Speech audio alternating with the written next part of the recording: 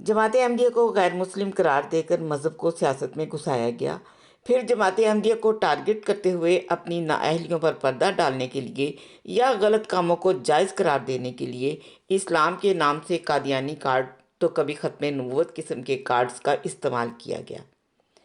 हुक्मरानों में ज़ियाउल हक के बाद सबसे ज़्यादा मज़हब कार्ड इस्तेमाल करने वाला शख्स इमरान खान था, जिसने न सिर्फ आते ही हाथ में तस्बीह पकड़कर मदीना की रियासत के ख्वाब दिखाए, बल्कि ज़ियाउल हक के ही फार्मूले को अपनाते हुए अमर बिल मारूफ नही अनिल मुनकिर के नाम से कुर्सी बचाओ तहरीक शुरू की और इसको नेकी और बदी दो हिस्सों में तकसीम कर दिया और अवाम को कन्विंस करते हुए उनकी ज़हन साजी शुरू कर दी कि अगर वो कुरान के इस हुक्म के मुताबिक नेकी की तरफ आना चाहते हैं तो उसके लिए पीटीआई, और जो बुराई की जानिब जाना चाहते हैं उसके लिए मुखालिफ पार्टीज़।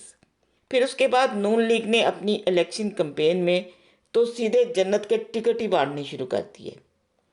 अब ये इतना आगे जा चुके हैं कि इनको शायद खुद भी पता नहीं चल रहा, और हाल ये हो चुका है कि ये अपनी मिसालें नबी या सहाबा से कम नहीं देते। ये बात कहाँ जाकर रुकेगी हम नहीं जानते। अलबत्ता ये वीडियो क्लिप सुनिए और मुझे इजाज़त दीजिए।